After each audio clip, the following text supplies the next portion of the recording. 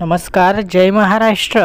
निवडणूक उद्याच असताना आता एका मंत्र्यावर हल्ला झाल्याची घटना समोर आली आहे. माजी गृहमंत्र्यांवरती हा हल्ला झाल्याने महाराष्ट्रामध्ये मोठी खळबळ उडाली आहे. जाणून घेऊया सविस्तर बातमी. तत्पूर्वी जर तुम्ही आमच्या चॅनलवर नवीन असाल तर निवडणुकीच्या अपडेट्स मिळवण्यासाठी आमच्या या चॅनलला नक्की सबस्क्राईब करा. अनिल देशमुख यांच्यावर काल नागपुरात हल्ला झाला. अत्यंत निर्घृण हल्ला झाला. ते रक्तबंबाळ झाले. काल ते अस्तव्यस्त होते. हा हल्ला होत असताना भाजपा जिंदाबादच्या नावाने घोषणा दिल्या जात होता. राज्याच्या माजी गृहमंत्र्याला ठार मारण्याच्या हेतूने हा हल्ला होता. मुंबईत माजी मंत्री बाबा सिद्दीकी यांची हत्या होते. गृहमंत्री देवेंद्र फडणवीस यांच्या नागपुरामध्ये हे सर्व काही होतं. हे राज्यातील कायदा सुव्यवस्थेचे निघालेले धिंदवडे आहेत. याला देवेंद्र फडणवीस आणि मिंदे सरकार जबाबदार आहे, अशी घणाघाती टीका संजय राऊत यांनी महायुती सरकारवरती केली आहे.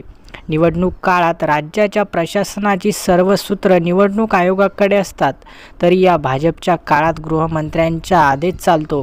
कारण निवडणूक आयोग त्यांच्याच हातामध्ये असतो. त्यांचीच माणसं असतात. एकमेकांना धरून काम करतात. देवेंद्र फडणवीस यांनी जबाबदारी स्वीकारली पाहिजे. कायदा सुव्यवस्था बिघडली आहे, अशी टीका संजय राऊत यांनी केली. माध्यमांशी बोलताना संजय राऊत म्हणाले की उद्याची निवडणूक सकाळपासून होणार आहे. आम्हाला चिंता वाटते.